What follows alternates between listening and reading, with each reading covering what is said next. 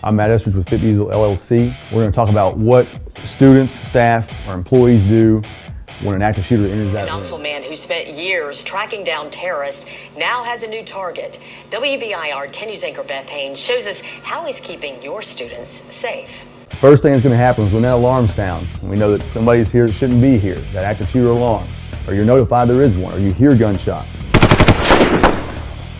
We're going to lock the door. The leader in the room is going to instruct to make sure everyone's doing their job, gaining the vantage point, and then we're going to be engaging. And that's all happening simultaneously. And that's how we live.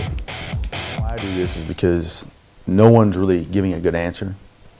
They don't know what to do, and not many people are doing anything about it. We're still having too much death. It's June 2018, we've had 27 people die in 2 large incidents.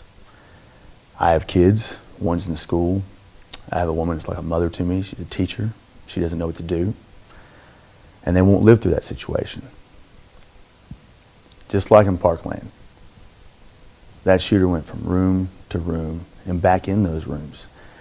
And those kids were just doing the same thing in the same place. Not changing any behavior, not trying to defend themselves, not knowing what to do. No plan of action. So I'm doing this because other people are saying, well, let's just secure the school. And then maybe not even be securing it that well. Some are saying throw books, or throw items, or hide under a desk, as we've talked about. And that's not an answer. That's an answer to die. I'm doing this to make them live. And that's where I got the live principle. Just happened to be that it follows good principles to defend yourself. Because without a plan of action, you won't live. And I can see my kid, I can picture that, being in Parkland. And that gets me right here. And that's why I do this. So that other people can live. And that's why we're doing these techniques. To defend ourselves, to send a message we're not laying down. And that's how we live.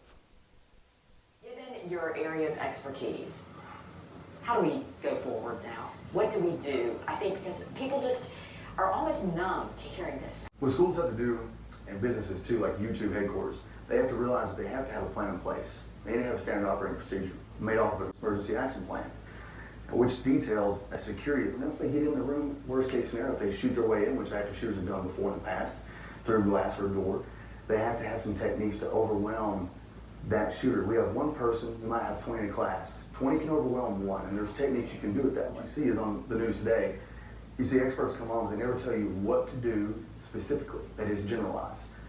You have to give people techniques. How do you move through a hallway? How do you clear a corner before you move into a danger area? How do you move off the premises and do the same thing? They thought fire drill, nothing's wrong. You hear fire alarm, they think, oh, it's fire drill, let's all line up and get out of here. Well, you could be walking right into danger.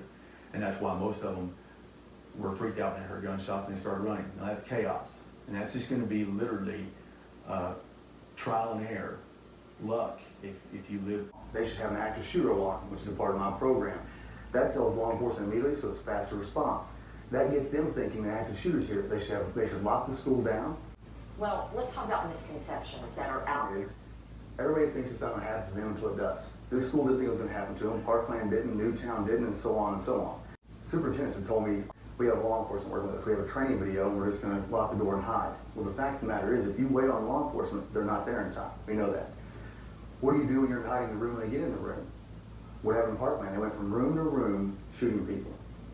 So that plan is not going to work. Law enforcement doesn't do, and they're not trained to do, security assessments on a facility, which is going to be your primary thing. You can have 17 layers in a large school security assessment, and you have those layered approach. They may not ever even get to layer them before. Law enforcement do not tell you how to arm yourself being unarmed against an armed attacker. You have to have techniques, and those techniques that I have come from literally guys from Delta Force, a mentor of mine, and others I worked with, that we use those techniques in counterterrorism where I came from. They're proven battle techniques, and they'll work for civilians. It will definitely reduce the amount of life that we're losing by a great margin. Fit Diesel, that's what you do. You prepare people. And those state leaders are working to make schools safer. Experts say more can be done. We went to this Knoxville campus to see his approach. All exterior doors of the buildings should always be locked. He enforces layers of security from outside in. His active shooter countermeasures program includes school security assessments and custom emergency action plans. But each school is going to have a different footprint and different issues, positive and negative. His protocols include one-way entry and exit, alarm systems that immediately notify law enforcement, security cameras, strict guest policies, even clear backpacks. But he takes it a step further, teaching students and faculty strategy, an acronym he calls the LIVE principle. L is for lock. Classroom doors should have 2 locking mechanisms. I stands for instruct. V, vantage point. Every room has a vulnerability, which is considered a vantage point. E, engage. His new mission, securing schools, is perhaps his most important assignment ever.